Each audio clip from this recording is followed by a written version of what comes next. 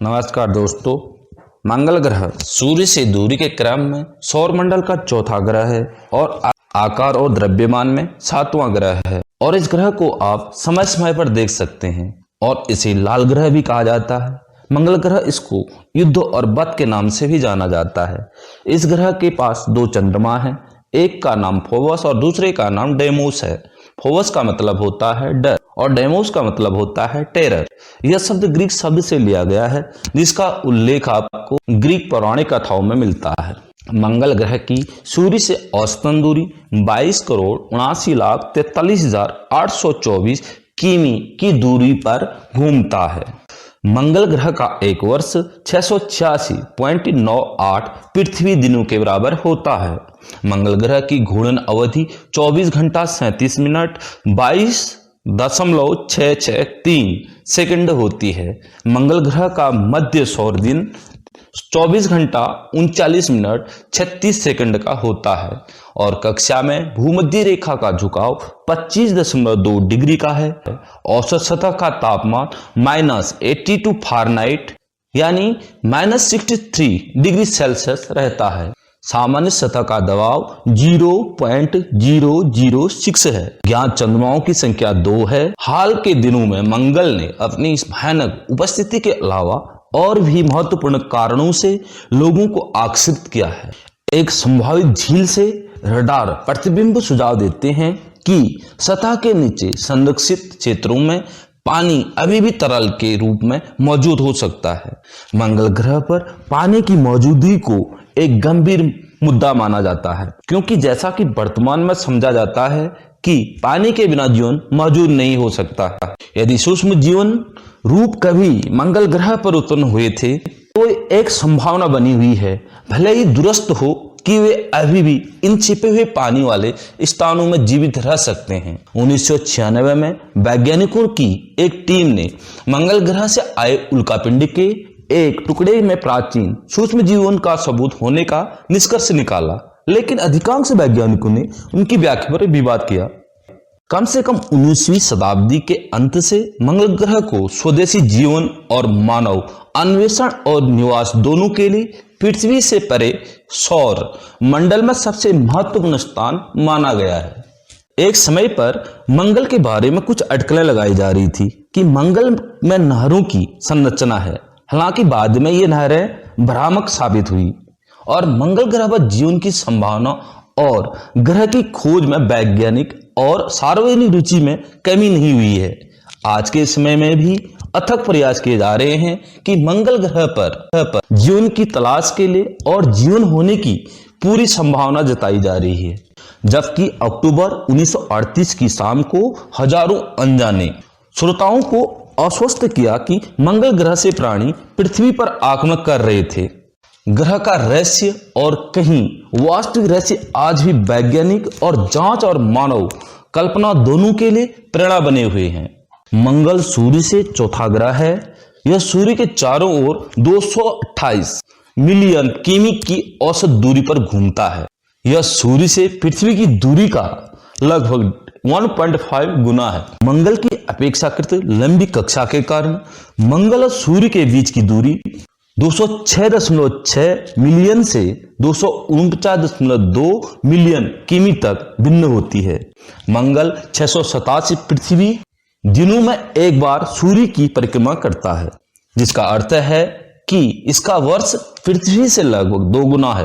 अपने निकटतम दृष्टिकोण पर मंगल ग्रह पृथ्वी से 56 मिलियन किमी से भी कम दूरी है, लेकिन जब दोनों ग्रह सौरमंडल के विपरीत दिशा में होते हैं तो यह लगभग 400 मिलियन किमी पीछे चला जाता है। मंगल अपनी धुरी पर 24 घंटे 37 मिनट में एक बार घूमता है, जिससे मंगल पर एक दिन पृथ्वी के दिन से थोड़ा ही लंबा हो जाता है। इसके घूर्णन की धुरी इसके कक्षीय तल पर लगभग 25 डिग्री झुकी हुई है और यह झुकाव मंगल पर ऋतुओं को जन्म देता है। मंगल ग्रह के वर्ष में 668.6 मंगल ग्रह के सौर दिन होते हैं, जिन्हें सोल कहा जाता है। अंडाकार कक्षा के कारण दक्षिणी गर्मी उत्तर की तुलना में छोटी 154 मंगल ग्रह के दिन और गर्म 178 मंगल ग्रह के दिन होते हैं। हालांकि स्थिति धीरे धीरे बदल रही है, जैसा कि अब से 25,000 साल बाद उत्तरी गर्मियां छोटी और गर्म होंगी। इसके अलावा धुरी का तिरछापन या झुकाव लगभग 10 लाख वर्ष के समयमान पर धीरे धीरे बदल रहा है। वर्तमान युग के दौरान तिरछापन शून्य से करीब से लेकर जिस समय मंगल पर कोई मौसम नहीं होता है 45 डिग्री तक हो सकता है। जब मौसमी अंतर अत्यधिक होता है 100 मिलियन वर्ष के समयमान में तिरछापन 80 डिग्री तक पहुंच सकता है। मंगल एक छोटा ग्रह है जो केवल बुध से बड़ा है और आकार में पृथ्वी के आधे से थोड़ा अधिक है। इसकी भूमध्य रेखी त्रिज्या 3396 किमी और औसत ध्रुवीय त्रिज्या 3379 किमी है। मंगल का द्रव्यमान स्थलीय मान का केवल 10वां हिस्सा है और सतह पर प्रति सेकंड 3.72 मीटर यानी 12.2 फीट के गुरुत्वाकर्षण त्वरण का है। गुरुत्वाकर्षण त्वरण का मतलब है कि मंगल पर वस्तुओं का वजन पृथ्वी की सतह पर उनके वजन के 1/3 से थोड़ा अधिक है। गुरुत्वाकर्षण त्वरण का मतलब है कि मंगल पर वस्तुओं का वजन पृथ्वी की सतह पर उनके वजन के 1/3 से थोड़ा अधिक होता है। मंगल ग्रह पर पृथ्वी के सतह क्षेत्र का क्षेत्रफल 28% हिस्सा है, लेकिन क्योंकि पृथ्वी का 2/3 से अधिक हिस्सा पानी से ढका हुआ है, इसलिए दोनों ग्रहों का भूमि क्षेत्र तुलनीय है। मंगल प्राचीन खगोलविदों के लिए एक पहेली था जो आकाश में इसकी स्पष्ट रूप से मनमौजी गति से हतप्रभ थे। कभी कभी सूर्य और अन्य खगोलीय पिंडों की समान दिशा में सीधा या आगे की ओर गति, कभी विपरीत दिशा में प्रतिगामी गति से खगोलविदों के लिए एक पहेली बना हुआ था। मंगल ग्रह का सबसे पहला टेलीस्कोप अवलोकन जिसमें ग्रह की डिस्क देखी गई थी वह 1610 में इतावली खगोल शास्त्री गैलीलियो द्वारा किया गया था। मंगल ग्रह की ध्रुवीय टोपी को सबसे पहले इटली में जन्मे फ्रांसीसी खगोल शास्त्री जियान डोमेनिको कैसिनी ने 1666 के आसपास देखा था। मंगल ग्रह की घूर्णन अवधि की खोज 1659 में ह्यूजेंस द्वारा की गई थी। मंगल ग्रह के कमजोर वातावरण को पहली बार 1780 के दशक में जर्मन में जन्मे ब्रिटिश खगोल शास्त्री विलियम हर्शेल ने देखा था। उन्होंने ग्रह के घूर्णन अक्ष के झुकाव को भी मापा था और सबसे पहले मंगल के मौसम पर चर्चा की थी। 1877 में अमेरिकी नौसेना वेधशाला के आसफ हॉल ने पता लगा कि मंगल के 2 प्राकृतिक उपग्रह भी हैं। टेलीस्कोपिक अवलोकनों ने मंगल ग्रह पर होने वाली कई मौसम संबंधी और मौसम घटनाओं का भी दस्तावेजीकरण किया, जैसे कि विभिन्न प्रकार के बादल, ध्रुवीय टोपी का बढ़ना और सिकुड़ना और अंधेरे क्षेत्रों के रंग और सीमा के मौसमी परिवर्तन का भी पता लगाया था। मंगल ग्रह का पहला मानचित्र 1830 में जर्मनी के विल्हेम बियर और जोहान हेनरिक वान मेडलर द्वारा तैयार किया गया था। इतावली खगोल शास्त्री जियोवन्नी वर्जीनियो शियापरेल्ली ने 1877 में मंगल ग्रह का पहला आधुनिक खगोलीय मानचित्र तैयार किया। ध्रुवीय टोपियों के बाहर मंगल ग्रह की सतह लाल गेरू रंग के चमकीली क्षेत्र है जिन पर काले निशान आरोपित दिखाई देते हैं। अतीत में उज्जवल क्षेत्रों को रेगिस्तान के रूप में संदर्भित किया जाता था और अधिकांश बड़े अंधेरे क्षेत्रों को मूल रूप से मारिया यानी लैटिन भाषा में महासागर या समुद्र कहा जा सकता है, इस विश्वास के साथ कि वे पानी के विस्तार से ढके हुए थे। पृथ्वी आधारित दूरबीनों से कोई स्थलाकृति नहीं देखी जा सकती है। जो देखा जाता है वह सतह की चमक में भिन्नता या वातावरण की अस्पष्टता में परिवर्तन है। सतही विशेषता काले निशान मंगल ग्रह की सतह के लगभग 1/3 हिस्से को कवर करते हैं। ज्यादातर ग्रह के चारों ओर 10 डिग्री और 40 डिग्री दक्षिण अक्षांशों के बीच एक बैंड में होते हैं। उनका विवरण अनियमित है और उनके मूल पैटर्न को दस्युओं से सैकड़ों के समय के पैमानों में बदलते देखा गया है। उत्तरी गोलार्ध में केवल 3 ऐसी प्रमुख विशेषताएं हैं: एसिडालिया, प्लैनेटिया, सिट्रिस मेजर और ध्रुव के चारों ओर एक काला कॉलर जिन्हें कभी उथले समुद्र या वनस्पति क्षेत्र माना जाता था। अब यह ज्ञात है कि मंगल के कई अंधेरे क्षेत्र बनते और बदलते हैं, क्योंकि हवाएं सतह के चारों ओर गहरे रंग की रेत ले जाती हैं या चमकीले धूल से युक्त क्षेत्रों को भा देती हैं। कई चमकीले क्षेत्र धूल संचय के क्षेत्र हैं। 20वीं शताब्दी के अंत के आसपास दूरबीन अवलोकन से बनाए गए मानचित्र पर जो नहरें इतनी प्रमुखता से दिखाई देती थी, वे क्लोजअप अंतरिक्षयान छवियों में दिखाई नहीं देती हैं।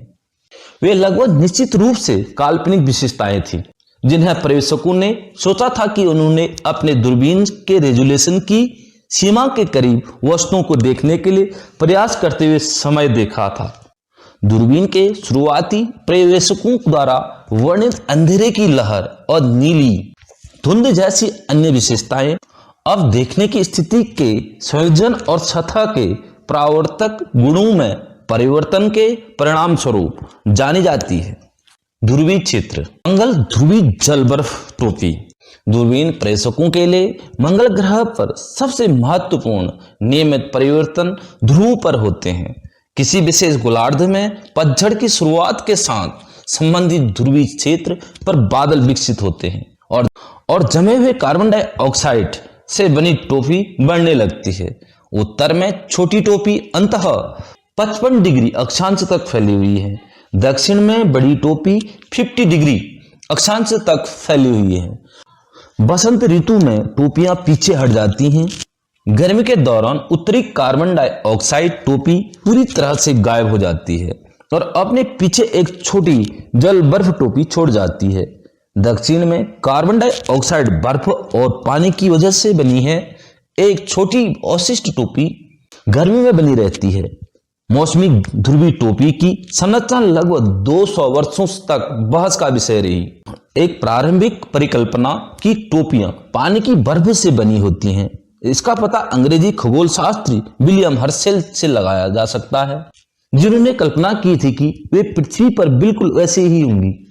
1898 में एक आयरिश वैज्ञानिक जॉर्ज जे स्टोनिंग ने इस सिद्धांत पर सवाल उठाए और सुझाव दिया कि कैप्स में जमे हुए कार्बन डाइऑक्साइड शामिल हो सकते हैं, लेकिन डच अमेरिकी खगोल शास्त्री जरार्ड कुइपर द्वारा 1947 में वायुमंडल में कार्बन डाइऑक्साइड का पता लगाने तक इस विचार का समर्थन करने के लिए सबूत उपलब्ध नहीं थे।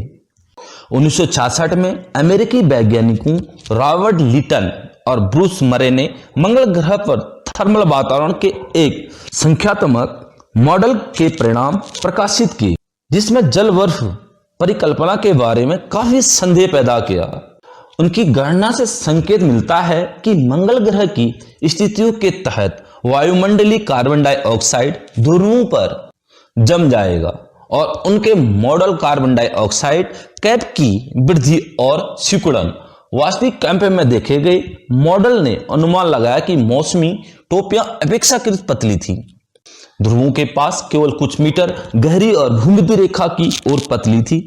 यद्यपि मंगल ग्रह पर वास्तविक स्थितियों के सरलीकरण के आधार पर उनके परिणामों की पुष्टि बाद में जुड़वा मेरिनर 6 और 7 अंतरिक्ष यान द्वारा लिए गए थर्मल और वर्णक्रमीय मापों से की गई। जब उन्होंने 1969 में मंगल ग्रह से उड़ान भरी थी, मंगल ग्रह पर तूफान। प्रारंभिक दूरबीन पर्यवेक्षकों ने ऐसे उदाहरण देखे जिनमें मंगल ग्रह की सतह की विशेषताएं अस्थायी रूप से अस्पष्ट हो गई थी।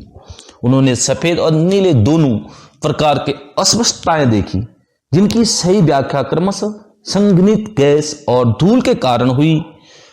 टेलीस्कोपिक पर्यवेक्षकों ने आमतौर पर दक्षिणी गर्मियों के आसपास अभी अंधेरे चिन्हों के समय पर गायब होने को भी नोट किया।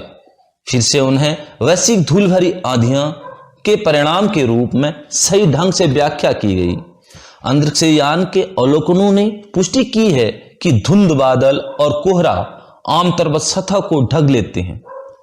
मंगल ग्रह का वातावरण। बुनियादी वायुमंडलीय डेटा डच अमेरिकी खगोल शास्त्री जेरार्ड पी कुइपर ने 1947 में दूरबीन अवलोकन से पता लगाया कि मंगल ग्रह का वातावरण मुख्य रूप से कार्बन डाइऑक्साइड से बना है। वायुमंडल बहुत पतला है, जो सतह पर पृथ्वी के वायुमंडलीय दबाव का 1% भी कम है। वायुमंडलीय दबाव का 1% से भी कम दबाव डालता है। मंगल की स्थलाकृति में बड़े ऊंचाई वाले बदलावों के कारण सतह पर दबाव 15 गुना से अधिक होता है। आज वायुमंडल में बहुत कम मात्रा में पानी मौजूद है। यदि यह सब अवक्षेपित हो जाता है तो यह केवल 10 माइक्रोमीटर मोटी बर्फ के क्रिस्टल की एक परत बनाएगा, जिसे बर्फ के एक ठोस खंड में इकट्ठा किया जा सकता है, जो एक मध्यम आकार के स्थलीय हिमखंड से अधिक बड़ा नहीं होगा। पानी की थोड़ी मात्रा मौजूद होने के बावजूद वातावरण संतृप्ति के करीब है और पानी बर्फ के बादल आम हैं। निचले स्तर के बादल और कोहरा अक्सर स्थलाकृति अवसादों यानी घाटियों या गड्ढों में देखे जाते हैं।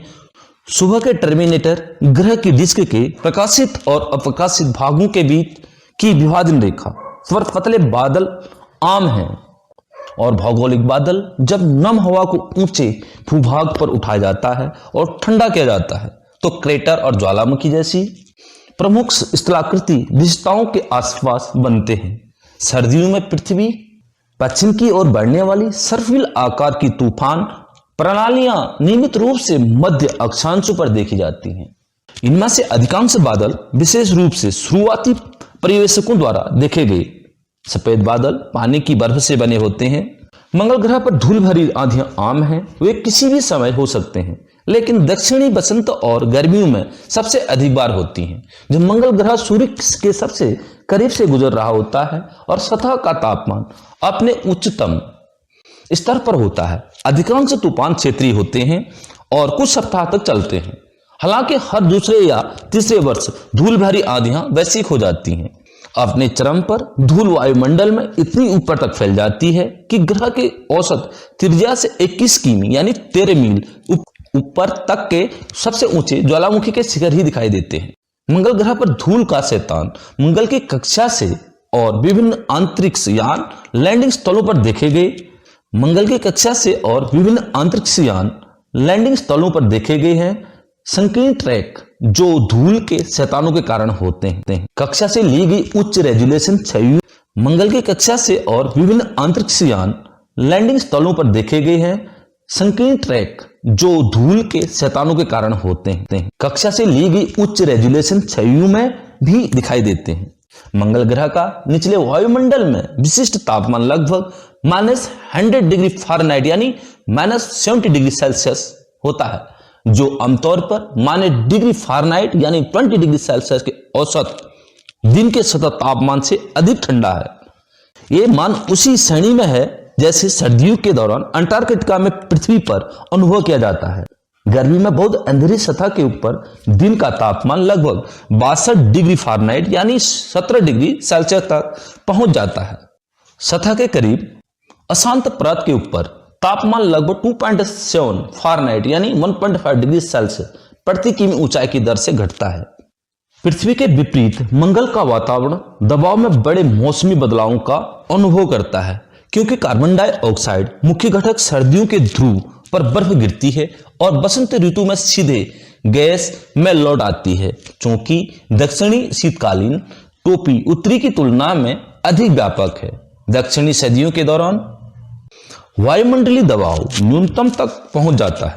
जब दक्षिणी टोपी अपने सबसे बड़े स्तर पर होती है, दबाव में सालाना 26% का अंतर होता है, क्योंकि लगभग 7.9 trillion metric ton carbon dioxide मौसमी रूप से वायुमंडल में छोड़ती है और पुनः प्रवेश करती है। यह मौसमी ध्रुवीय टोपी के विशाल क्षेत्र पर औसतन कम से कम 23 सेंटीमीटर यानी 9 इंच ठोस कार्बन डाइऑक्साइड बर्फ की मोटाई के बराबर है। संरचना और सतह का दबाव भार के हिसाब से कार्बन डाइऑक्साइड वायुमंडल का 95.3% हिस्सा है, जो पृथ्वी के बहुत अधिक विशाल वातावरण में अब की मात्रा से 9 गुना अधिक है। हालांकि पृथ्वी का अधिकांश कार्बन डाइऑक्साइड रासायनिक रूप से तलहटी चट्टानों में बंद है। मंगल ग्रह के वायुमंडल में इसकी मात्रा स्थलीय कुल में 1000वें हिस्से से भी कम है। मंगल ग्रह के वायुमंडल के संतुलन में आणविक नाइट्रोजन, जलवाष्प, उत्कृष्ट गैसें ऑर्गन, नियान, क्रिप्टन और किसिनन शामिल हैं। निचला वायुमंडल ग्रह के आयनमंडल को गैस की आपूर्ति करता है, जहां घनत्व कम होता है, तापमान अधिक होता है और घटक अपने द्रव्यमान के अनुसार प्रसार द्वारा अलग होते हैं। वायुमंडल के शीर्ष में विभिन्न घटक अंतरिक्ष में खो जाते हैं, जो शेष गैसों की समस्थानिक संरचना को प्रभावित करती हैं।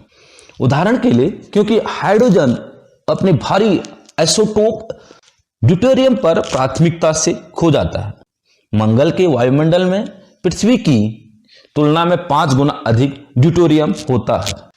मंगल ग्रह पर जमी बर्फ, हालांकि पानी मंगल ग्रह के वायुमंडल का केवल एक छोटा सा घटक है। मुख्य रूप से कम वायुमंडलीय और सतह के तापमान के कारण यह वायुमंडलीय रसायन विज्ञान और मौसम विज्ञान में एक महत्वपूर्ण भूमिका निभाता है। मंगल ग्रह का वातावरण प्रभावी रूप से जलवाष्प से संतृप्त होता है, फिर भी सतह पर कोई तरल पानी मौजूद नहीं है। ग्रह का तापमान और दबाव इतना कम है कि पानी के अणु केवल बर्फ या वाष्प के रूप में ही मौजूद रह सकते हैं। रात के समय सतह का तापमान बहुत ठंडा होने के बावजूद सतह के साथ प्रतिदिन बहुत कम पानी का आदान और प्रदान होता है। मंगल ग्रह का दक्षिणी ध्रुवीय क्षेत्र जलवाष्प 10 से 15 किमी यानी 6 से 9 मील की ऊंचाई तक समान रूप से मिश्रित होता है और मजबूत अक्षांशीय ढाल दिखाता है, जो मौसम पर निर्भर करता है। सबसे अधिक परिवर्तन उत्तरी गोलार्ध में होते हैं। उत्तर में गर्मियों के दौरान कार्बन डाइऑक्साइड टोपी का पूरी तरह से गायब होना, पानी बर्फ की टोपी को पीछे छोड़ देना, परिणाम स्वरूप वायुमंडल में जलवाष्प की उत्तर से दक्षिण की ओर मजबूत सांद्रता प्रवणता उत्पन्न होती है। दक्षिण में, जहां गर्मियों में कार्बन डाइऑक्साइड की एक छोटी मात्रा बनी रहती है और केवल थोड़ी मात्रा में पानी के रूप में बर्फ का पता चला है। एक मजबूत जलवाष्प प्रवणता आमतौर पर वायुमंडल में विकसित नहीं होती है। ऐसा माना जाता है कि वायुमंडलीय जलवाष्प मंगल ग्रह की मिट्टी में एक बहुत बड़े भंडार में संपर्क में है। मंगल ग्रह पर बर्फ की उपसतह परतें 40 डिग्री ध्रुव की ओर अक्षांश पर सर्वव्यापी प्रतीत होती हैं। बहुत कम उपसतह तापमान बर्फ को ऊर्ध्वपातन से रोकेगा। 2001 के मार्स ओडिसी अंतरिक्ष यान ने पुष्टि की कि 60 डिग्री से अधिक अक्षांश पर सतह के 1 मीटर के भीतर बर्फ मौजूद है और फिनिक्स लैंडर को 68 डिग्री उत्तर पर सतह के नीचे बर्फ मिली। लेकिन यह ज्ञात नहीं है कि बर्फ की परत कितनी गहराई तक फैली हुई है। मंगल टोही ऑर्बिटर द्वारा ली गई छवियों में 40 डिग्री उत्तर और 60 डिग्री उत्तर के बीच अक्षांशों पर नए प्रभाव वाले क्रेटर दिखाई दिए, जिन्होंने 74 सेंटीमीटर यानी 29 इंच की गहराई तक उपसतह जल बर्फ को उजागर कर दिया था। इसके विपरीत कम अक्षांशों पर बर्फ अस्थिर होती है और जमीन में मौजूद कोई भी बर्फ वायुमंडल में उत्ताद हो जाती है। समस्थानिक माप से पता चलता है कि अतीत में वायुमंडल में बड़ी मात्रा में कार्बन डाइऑक्साइड, नाइट्रोजन और ऑर्गन मौजूद थे और हो सकता है कि मंगल ने अपने इतिहास के प्रारंभ में ही अस्थिर पदार्थों की अपनी अधिकांश सूची या तो अंतरिक्ष में या जमीन पर खो दी हो, यानी चट्टानों में रासायनिक रूप से बंद हो गई हो। मंगल ग्रह पर एक समय बहुत अधिक घना वातावरण था, जो ज्यादातर सौर हवा और सूर्य की परावैगनिक किरणों के माध्यम से अंतरिक्ष में खो गया है, जो प्राथमिक सौर मंडल में बहुत अधिक तीव्र थी। मंगल के वायुमंडल में मीथेन का भी पता चल रहा है। क्यूरियोसिटी रोवर ने मीथेन में मौसमी बदलाव देखा, लेकिन ऑर्बिटर्स के माप से केवल छिटपुट बदलाव या यहां तक कि मीथेन की पूर्ण अनुपस्थिति दिखाई दी। यह एक विरोधाभास बताता है कि कुछ प्रतिक्रिया सतह के पास देखी गई मीथेन को वायुमंडल में फैलने से पहले हटा देती है। ज्वालामुखी और उल्कापिंडों को मीथेन की उत्पत्ति के रूप में खारिज कर दिया गया है, जो संभावित स्रोतों के रूप में चट्टान और पानी के बीच रासायनिक प्रतिक्रियाओं मंगल ग्रह के सूक्ष्म जीवों द्वारा चयापचय को छोड़ देता है। वायुमंडलीय संरचना। मंगल ग्रह के वायुमंडल की संरचना यानी तापमान और दबाव का ऊंचाई से संबंध आंशिक रूप से कहीं ऊर्जा परिवहन तंत्रों के जटिल संतुलन द्वारा निर्धारित होता है और आंशिक रूप से जिस तरह से सूर्य से ऊर्जा वायुमंडल में आती है और नष्ट हो जाती है। अंतरिक्ष में विकिरण दो कारक निचले वायुमंडल की ऊर्ध्वाधर संरचना को नियंत्रित करते हैं। इसकी लगभग शुद्ध कार्बन डाइऑक्साइड की संरचना और इसमें बड़ी मात्रा में विलंबित धूल की सामग्री, चूंकि कार्बन डाइ मंगल ग्रह के तापमान पर कुशलतापूर्वक ऊर्जा उत्सर्जित करता है, इसलिए वायुमंडल प्राप्त और विकिरण की मात्रा में परिवर्तन पर तेजी से प्रतिक्रियाएं कर सकता है।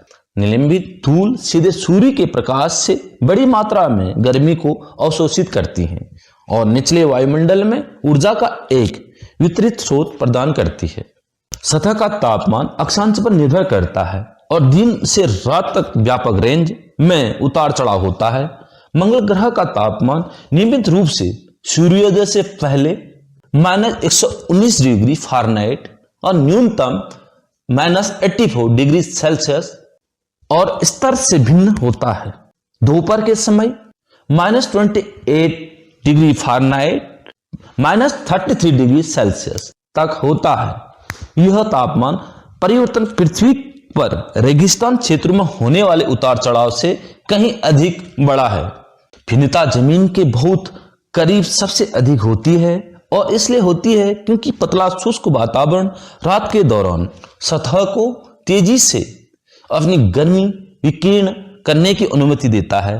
धूल भरी आंधी के दौरान यह क्षमता क्षीण हो जाती है और तापमान में उतार चढ़ाव कम हो जाता है। कुछ किलोमीटर की ऊंचाई से ऊपर दैनिक भिन्नता कम हो जाती है, लेकिन सौर ऊर्जा के प्रत्यक्ष इनपुट के परिणाम स्वरूप पूरे वायुमंडल में अन्य दोलन दिखाई देते हैं। ये तापमान और दबाव दोलन, जिन्हें कभी कभी ज्वार कहा जाता है, क्योंकि वे नियमित आवधिक और सूर्य की स्थिति के साथ सिंक्रोनाइज होते हैं, मंगल ग्रह के वातावरण को एक बहुत ही जटिल ऊर्ध्वाधर संरचना देते हैं।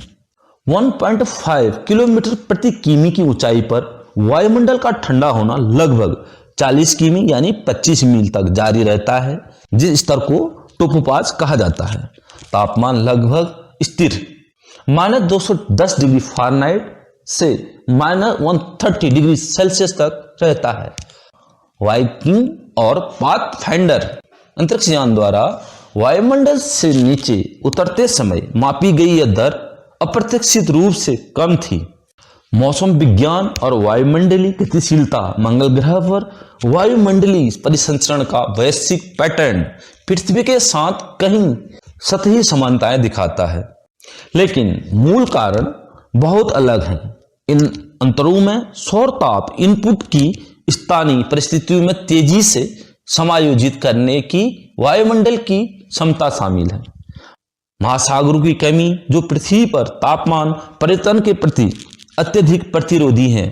सतह की ऊंचाई में बड़ी रेंज, निलंबित धूल के कारण वातावरण का तीव्र आंतरिक ताप और ध्रुवों पर मंगल ग्रह के वायुमंडल के एक बड़े हिस्से का मौसमी जमाव और विमोचन। मंगल ग्रह पर रेत के टीले, वाइकिंग और पाथफाइंडर लैंडिंग स्थलों पर निकट सतह हवाएं आमतौर पर व्यवहार में नियमित और आमतौर पर हल्की थी। औसत गति आमतौर पर 2 मीटर प्रति सेकंड यानी 4.5 मील प्रति घंटा से कम थी। हालांकि 40 मीटर प्रति सेकंड यानी 90 मील प्रति घंटा तक की झोंकें दर्ज की गई। टिब्बा क्षेत्रों और बादलों की कई किस्मों में हवा में उड़ने वाली धूल की धारियां और पैटर्न सहित अन्य अवलोकनों ने सतही हवाओं के बारे में अतिरिक्त सुराग प्रदान किए हैं। वैश्विक परिसंचरण मॉडल, जिसमें वायुमंडल के व्यवहार को प्रभावित करने वाले सभी कारकों को शामिल किया गया है। पतझड़ और सर्दियों में ध्रुवीय टोपों के किनारों से जुड़े बड़े क्षैतिज तापमान प्रवणताओं के कारण मंगल ग्रह के मौसम पर हवाओं की मजबूत निर्भरता की भविष्यवाणी करता है।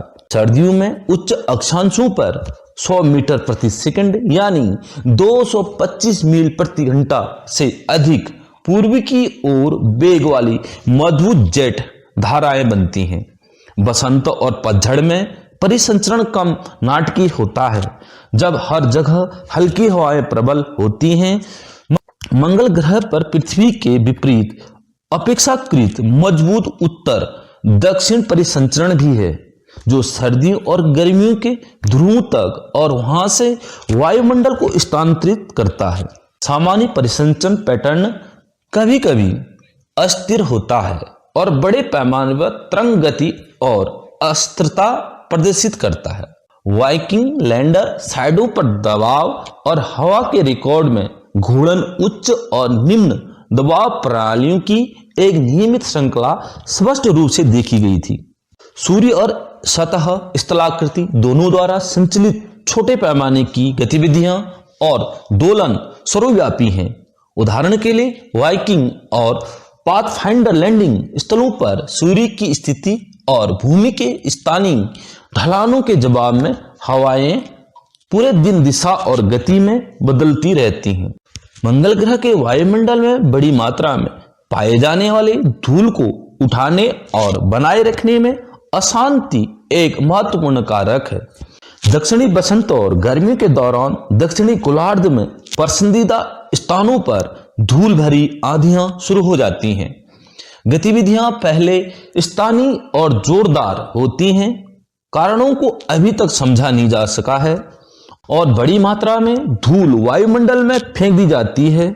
यदि धूल की मात्रा महत्वपूर्ण मात्रा तक पहुंच जाती है तो तूफान तेजी से तेज हो जाते हैं और धूल को तेज हवाओं द्वारा ग्रह के सभी हिस्सों में ले जाया जाता है। कुछ ही दिनों में तूफान ने पूरी सतह को धुंधला कर दिया है और दृश्यता सामान्य से 5% से भी कम हो गई है। तीव्रता की प्रक्रिया स्पष्ट रूप से अल्पकालिक है, क्योंकि वायुमंडलीय स्पष्टता लगभग तुरंत लौटना शुरू हो जाती है, जो आमतौर पर कुछ हफ्तों में सामान्य हो जाती हैं।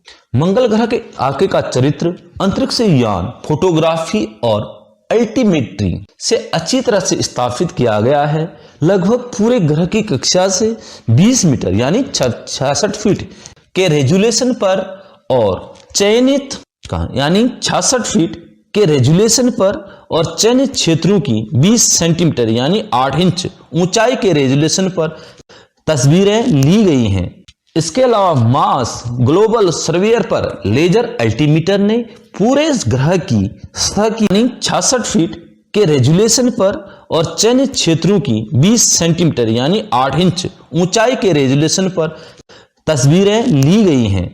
इसके अलावा मार्स ग्लोबल सर्वेयर पर लेजर अल्टीमीटर ने पूरे ग्रह की सतह की ऊंचाई को मापा, जो औसतन 300 मीटर यानी 1000 फीट के घेरे से लेकर 1 मीटर यानी 3.3 फीट की ऊर्ध्वाधर सटीकता तक थी। और कहीं अन्य डेटा को चित्रित करने के लिए कहीं मानचित्र बनाए गए हैं। मेरिडियन 9 के बाद मंगल ग्रह पर प्रमुख मध्याह्न रेखा पृथ्वी पर ग्रीनविच मध्याह्न रेखा के बराबर को बड़े क्रेटर एरी के भीतर एरी 0 नामक एक छोटे क्रेटर से गुजरने के रूप में परिभाषित किया गया था। देशांतर को उन डिग्री में मापा गया जो ग्रह के चारों ओर एक मध्याह्न रेखा के पश्चिम तक बढ़ती हैं। बाद में कुछ वैज्ञानिकों ने देशांतर के साथ एक समन्वय प्रणाली के लिए प्राथमिकता व्यक्त की, जो प्रधान मध्याह्न रेखा से पूर्व तक बढ़ती है। परिणाम स्वरूप मंगल ग्रह के मानचित्र इनमें से किसी एक या दोनों प्रणालियों के साथ प्रकाशित किए गए। अपने छोटे आकार के बावजूद मंगल ग्रह पर पृथ्वी की तुलना में काफी अधिक राहत है।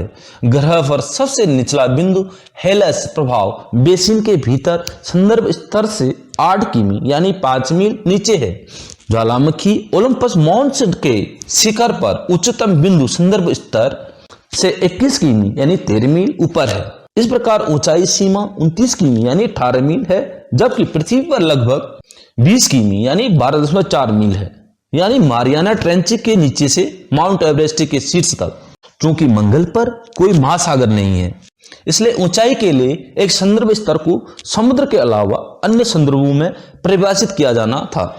1970 के दशक की शुरुआत में ऊंचाई जिस पर वायुमंडलीय दबाव 6L मिलीबार पृथ्वी पर समुद्र स्तर के दबाव का लगभग 0.006 है को संदर्भित के रूप में निर्धारित किया गया था।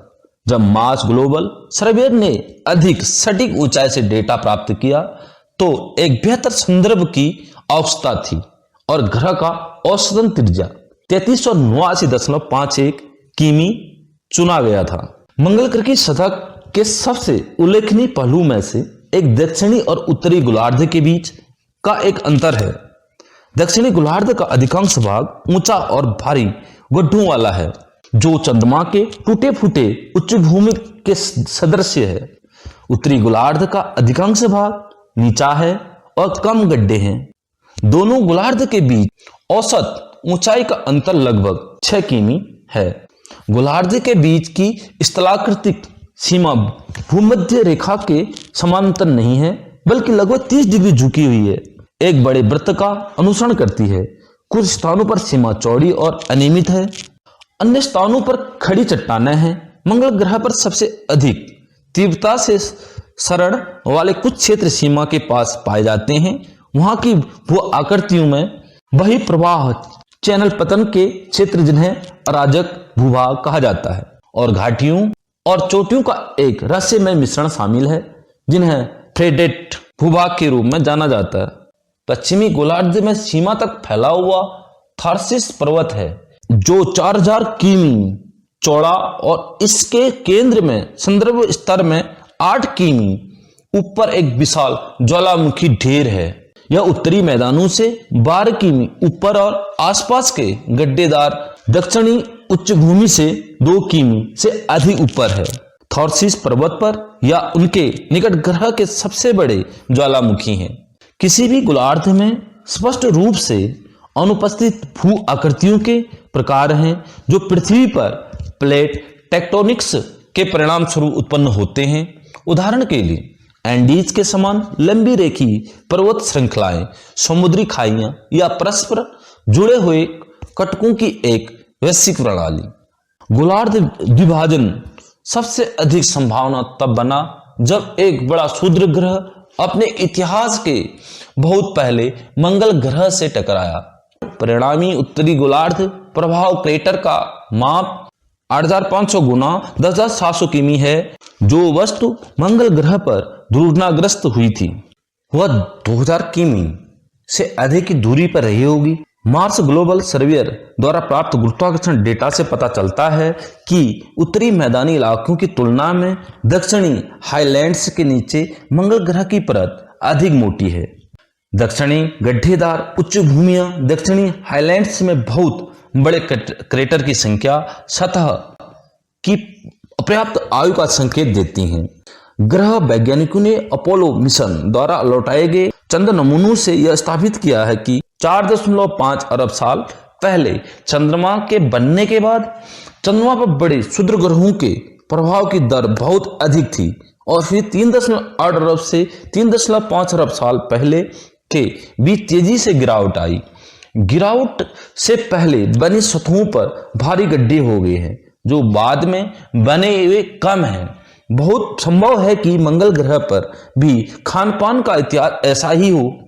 इस प्रकार दक्षिणी हाईलैंड्स लगभग निश्चित रूप से 3.5 अरब वर्ष से भी पहले से भी जीवित है। दक्षिणी इलाके में कई विशिष्ट प्रकार के क्रेटर हैं। विशाल प्रभाव वाले बेसिन, उथले सपाट फर्श और घिसे हैं। किनारों वाले बड़े आंशिक रूप से भरे हुए गड्ढे, चंद्रमा की तरह छोटे ताजा दिखने वाले कटोरे के आकार के क्रेटर और प्राचीर और पेडेस्टल क्रेटर। हेलस मंगल ग्रह पर सबसे बड़ा प्रभाव बेसिन 8 किमी गहरा और लगभग 7000 किमी चौड़ा है जिसमें अवसाद के चारों ओर विस्तृत ऊंचा रिंग भी शामिल है। सदियों से सैकड़ों किलोमीटर तक फैले अधिकांश क्रेटर छोटे मैदानी इलाकों में बने बहुत छोटे क्रेटरों के विपरीत अत्यधिक नष्ट हो गए हैं जो मुश्किल से मिटते हैं। विरोधाभास इंगित करता है कि प्रारंभिक मंगल ग्रह पर क्षरण दर बहुत अधिक थी। यह इस बात का एक प्रमाण है कि प्रारंभिक मंगल ग्रह की जलवायु ग्रह के बाद के अधिकांश इतिहास की तुलना में बहुत भिन्न थी।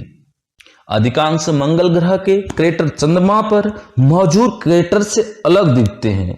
एक प्राचीन क्रेटर का नाम इसलिए रखा गया है क्योंकि एजेक्टा के लोम्बे क्रेटर से बाहर निकली हुई और उसके चारों ओर फैली हुई सामग्री एक कम रिजिया प्राचीर से घिरी होती है।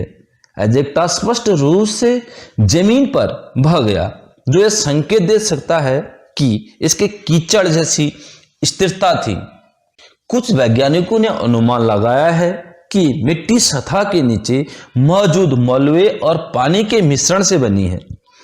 एक पेडेस्ट्रल क्रेटर के चारों ओर निकाली गई सामग्री एक खड़ी किनारे वाले मंच या पेडेस्टल का निर्माण करती है, जिसकी सीमा के अंदर क्रेटर स्थित होता है। ऐसा प्रतीत होता है कि पेडेस्टल तब विकसित हुआ जब हवा ने आसपास के क्षेत्रों की सतह परत को काट दिया, जबकि ऊपर के एजेक्टा द्वारा संरक्षित हिस्सों को बरकरार रखा। उच्च रेजोल्यूशन वाली वाइकिंग छवियों से प्राचीन दक्षिणी इलाके की एक अतिरिक्त विशेषता का पता चला। छोटी घाटियों के नेटवर्क की व्यापक उपस्थिति, जो बहते पानी द्वारा निर्मित स्थलीय जल निकासी प्रणालियों से मिलती जुलती है। उदाहरण में शामिल है निर्गल वालिस, जो आर्गरियर प्रभाव बेसिन के उत्तर में दक्षिण गोलार्ध में स्थित है, और नानेडी वालिस वेलेस और मेरिनेरिस के पूर्व छोर के पास भूमध्य रेखा के ठीक उत्तर में स्थित है। वैज्ञानिकों ने उनके गठन के लिए दो विकल्प तंत्र प्रस्तावित किए हैं, या तो सतह पर वर्षा का अपवाह या सतह पर रिसने वाली भूजल के बहिर्वाह द्वारा कटाव। किसी भी स्थिति में उनके निर्माण के लिए गर्म जलवायु परिस्थितियों की आवश्यकता हो सकती है। मार्स ग्लोबल सर्वेयर मिशन का एक बड़ा आश्चर्य और उच्च अक्षांशों पर खड़ी ढलानों पर छोटी ताजा दिखने वाली नालियों का अवलोकन था। ये विशेषताएं पृथ्वी के रेगिस्तानी क्षेत्रों में पानी से घिरी नालियों से काफी मिलती जुलती है। इनका निर्माण संभवतः ध्रुवों से निकली बर्फ के पिघलने और उच्च तिरछापन की अवधि के दौरान निचले अक्षांशों पर जमा होने से हुआ था। वीडियो को देखने के लिए बहुत बहुत धन्यवाद।